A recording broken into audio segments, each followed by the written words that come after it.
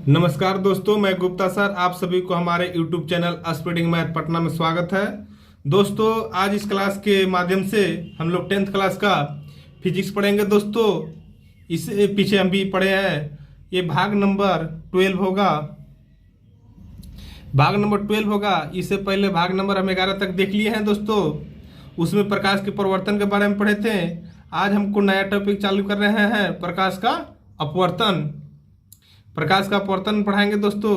देखिए बहुत ईजी है, अगर प्रकाश का परिवर्तन समझ में आ गया होगा तो प्रकाश का अपवर्तन भी समझ में आ जाएगा। अच्छा, इसे हम पिछले वीडियो में बताए थे पारदर्शी माध्यम और अपारदर्शी माध्यम। देखिए दोस्तों, पारदर्शी माध्यम उसको कहते हैं जो प्रकाश की किरण उसमें पार कर जाता है, उसको क्या कहते हैं? पारदर्शी माध्यम कहते हैं। समझ में आया? अच्छा देखिए हम लोग पढ़ते हैं, जब प्रकाश की कोई किरण एक पारदर्शी माध्यम से दूसरे पारदर्शी माध्यम में प्रवेश करती है तो वह अपने पथ से विचलित हो जाती है। दोस्तों विचलित का मतलब क्या होता है? मुड़ना होता है, हल्का से बैंड हो जाता है, यानी मुड़ जाता है, हो जाती है, तो इस घटना को ही प्रकाश का अपवर्तन कहते हैं। देखिए दोस्तों, कह रहा है कि जब प्रकाश की कोई किरण एक पारदर्शी माध्यम से दूसरे पारदर्शी माध्यम में प्रवेश करती है तो वो अपने पथ से विचलित हो जाती है, तो इस घटना को ही प्रकाश का अपवर्तन कहते हैं। देखिए दोस्तों, हमारा प्रकाश के अपवर्तन में दो माध्यम की जरूरत पड़ता है। देखिए एक माध्यम बताए थे, माध्यम जैसे वायु एक माध्यम है, और दूसरा माध्यम क्या है दोस्तों? जल। ठीक है, एक माध्यम वायु है, दूसरा माध्यम क्या है? जल है। तो अब देखिए, तो मान लीजिए हम क्या करेंगे, इससे वायु से प्रवेश करवाते हैं। अच्छा देखिए, अब विरल माध्यम और सघन माध्यम आपको नहीं बताए हैं, आगे हम पढ़ाएंगे कि विरल किसको बोलते हैं, सघन। देखिए दोस्तों, विरल किसको बोलते हैं? जिसमें प्रकाश की चाल अधिक होगा उसको हम विरल बोलते हैं। तो देखिए वायु या जल, तो किसमें प्रकाश की चाल अधिक होगा? वायु में होता है दोस्तों। क्योंकि 3 × 10⁸ मीटर पर सेकेंड, और इसमें जल में कितना आता है? 2.25 × 10⁸ मीटर पर सेकेंड।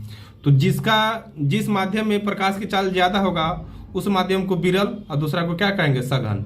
दो को से कंपेयरिंग करते हैं दोस्तों, तो वायु को यहाँ विरल बोलेंगे और जल को सघन। आगे हम विरल और सघन पर क्वेश्चन बताएंगे। यहाँ पर पढ़िए, देखिए परिभाषा तो पढ़ के, ई देखिए ई पूरा पोर्शन है ना, इधर मान लीजिए वायु है, अब ये जो नीचे वाला पोर्शन है ये जल है। अब देखिए ई जो हमारा जो ए बी दिखाई दे रहा है ना दोस्तों, ए बी हमारा क्या है? एक हमारा सीधा पारदर्शी सतह है। क्या है? एक सतह है जिसमें प्रकाश की किरण पार हो सकता है। पारदर्शी में क्या होता है? पार हो जाना। देखिए तो यहाँ से किरण आया, देखिए तो एक आपतित किरण इस पर आया। ठीक है दोस्तों, आपतित किरण आया, अब यहाँ से क्या हुआ दोस्तों? हल्का से बैंड हो गया। देखिए जाना था इसको इस लाइन में जाना था, बट क्या हुआ? हल्का से बैंड हो गया, तो बैंड हो गया तो इस लाइन में आ गया। ठीक है दोस्तों, तो बैंड हो गया, यानी इसका ये क्या हो रहा है? ये आभास हो रहा है कि ऐसे जाता, ये आभास हो रहा है कि ऐसे जाता, बट इस तरह का नहीं गया, वो क्या हो गया? इस तरह का मुड़ गया। बात को समझ में आ गया होगा। अच्छा दोस्तों, जो प्रकाश की किरण आता है आने वाला को क्या बोलते हैं? आपतित किरण। आने वाला को क्या बोलेंगे? आपतित किरण। और जाने वाला को देखिए यहाँ से जब आया और दूसरा माध्यम जब क्रॉस करेगा ना, तो हल्का बैंड होकर क्रॉस करेगा। अब बैंड हमेशा देखिए इस साइड, तो इधर भी जा सकता था दोस्तों, इधर भी जा सकता था, इधर भी आ सकता था। तो यहाँ से आया तो इधर आया, तो इसको क्या बोलेंगे? अपवर्तित किरण। इसको बोलते हैं आपतन कोण, आई को आपतन कोण, और इसको क्या बोलते हैं? आर को परावर्तन कोण। ये जो हमारा देखिए ओ एन है ना, ओ एन हमारा क्या है? अभिलंब है। अब इधर क्या है? वो अभिलंब का ही एक रूप है। बात को समझ में आएगा? तो कोई माध्यम रख सकते हैं, यहाँ जल भी रख सकते थे, यहाँ वायु भी रख सकते थे। बात समझ में आया ना? एक बार फिर से देखिए, आने वाला को आपतित किरण, अब यहाँ से देखिए ये गया इधर, तो अपवर्तित किरण। अब प्रकाश के परिवर्तन में क्या होता था दोस्तों? जो ये अपवर्तन पढ़ रहे हैं, प्रकाश के परिवर्तन में क्या होता था? कोई यहाँ से आके इस तरह बाउंस करता था, तो क्यों? उसमें रहता था यह पारदर्शी सतह। प्रकाश के अपवर्तन में कैसा सतह रहता था? अपारदर्शी सतह। अब इसमें क्या है? पारदर्शी सतह, जिसमें प्रकाश की किरण पार हो जाता है। बात को समझ में आ गया होगा दोस्तों। देखिए एक बार फिर से, जब प्रकाश की कोई किरण एक पारदर्शी माध्यम से दूसरे पारदर्शी माध्यम में प्रवेश करती है तो वह अपने पथ से विचलित हो जाती है। विचलित मतलब क्या? मुड़ जाती है। तो इस घटना को ही प्रकाश का अपवर्तन कहते हैं। दोस्तों बात को समझ में आ गया होगा। देखिए प्रकाश किरण इधर आया तो जाना था इधर, तलका क्या हो गया? विचलित, यानी मुड़ गया, तो इधर आ गया। आने वाला क्या? आने वाला क्या? आपतित, और जाने वाला क्या? अपवर्तित। समझ में आ गया? अच्छा, इसको सीधा पारदर्शी सतह, ये क्या है हमारा? ये अभिलंब है, ये हमारा वो है। अच्छा अब समझ में, ये आपतित किरण, अब ये अपवर्तित किरण, अब ये क्या है? अभिलंब। आगे हम बताएंगे दोस्तों। देखिए जब प्रकाश की अपवर्तन की घटना होता है दोस्तों, बहुत इंपॉर्टेंट है। प्रकाश की अपवर्तन की घटना में क्या क्या चीज होता है। देखिए दोस्तों, बोलेगा कि अपवर्तन की घटना में क्या क्या चीज हमको देखने का मिलता है। दोस्तों देखिए, प्रकाश की चाल परिवर्तित हो जाती है, प्रकाश की चाल परिवर्तित हो जाती है, प्रकाश का वेग परिवर्तित हो जाती है, प्रकाश का तरंगदैर्घ्य परिवर्तित हो जाती है। बट आवृत्ति में क्या है दोस्तों, आवृत्ति में कोई बदलाव नहीं होता है। दोस्तों आवृत्ति में कोई बदलाव नहीं होता है, याद रखिए, वेरी वेरी इंपॉर्टेंट है। पूछता है कि अपवर्तन की घटना में क्या आवृत्ति परिवर्तन होता है, बिल्कुल नहीं होता है, आवृत्ति में कोई परिवर्तन नहीं होता है दोस्तों। अब प्रकाश के अपवर्तन में प्रकाश की चाल परिवर्तित हो जाएगा, प्रकाश का वेग परिवर्तित हो जाएगा, प्रकाश का तरंगदैर्घ्य परिवर्तित हो जाएगा, आवृत्ति में कोई परिवर्तन नहीं होता है दोस्तों। बहुत वेरी वेरी इंपॉर्टेंट है, यहाँ से पूछा जाता है।